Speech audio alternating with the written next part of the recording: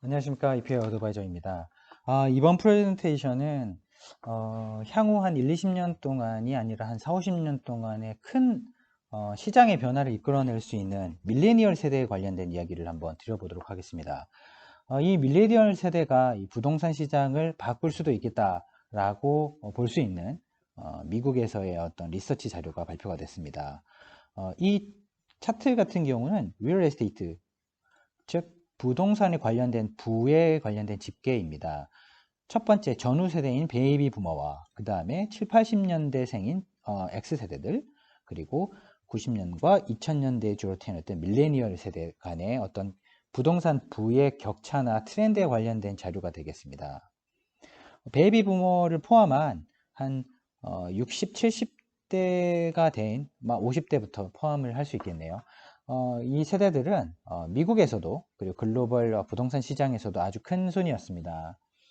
이런 부동산에 관련된 부가 축적되는 속도가 장기적으로 보게 되면 우상향이었고 2019년 달러 표시 기준으로 봤을 때에도 거의 15만 불, 즉 약 한국 돈으로 치면 2억 원 관련된 부동산 관련된 자산들을 평균적으로 다 보유하고 있는 것으로 나타났습니다.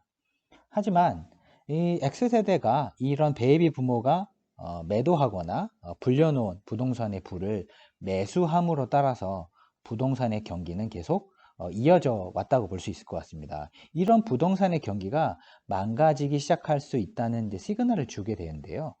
이런 X세대로부터의 밀레니얼 세대의 부동산 매수는 없습니다.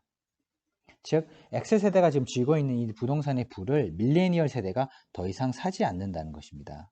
즉 거의 20대에서 30대로 오는 순간 밀레니얼 세대들은 부동산을 거의 다 매도했다고 볼 수도 있을 것 같습니다. 이런 X세대는 한 50대, 40대에서 50대 올 동안 부동산의 부를 쭉 축적을 하면서 베이비 부모가 매도한 부동산을 매수함으로써 부동산의 경기가 이어진 것으로 볼 수 있는데요.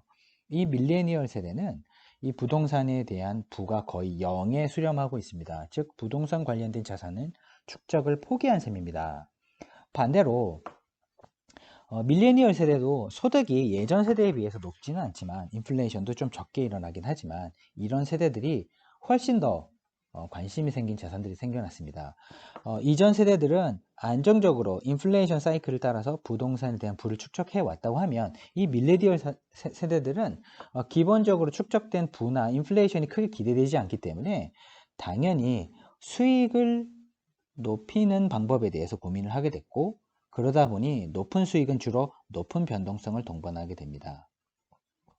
즉 이러한 변동성이 높은 자산이 저희가 알고 있는 주식, 원자재 이런 것들인데요. 최근에 뭐 동학개미 운동이라든지 글로벌리 이제 미국에서 로빈훗 계좌 개설 숫자라든지 이런 것들을 미디어에서 많이 들으셨을 텐데요. 그런 것들이 아마도 이러한 밀레니얼 세대에 대해서 주도되고 있는 것으로 보여지고 있습니다.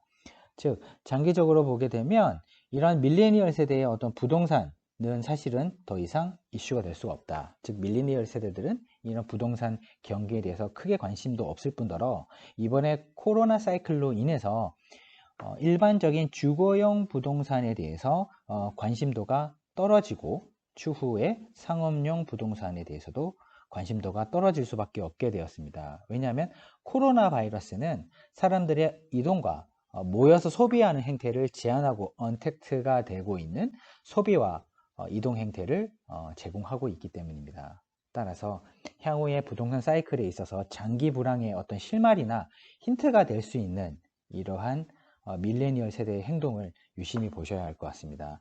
추후에 이런 밀레니얼 세대의 이동에 따른 시장의 움직임의 영향을 한번 분석해서 프레젠테이션을 준비하도록 하겠습니다. 감사합니다.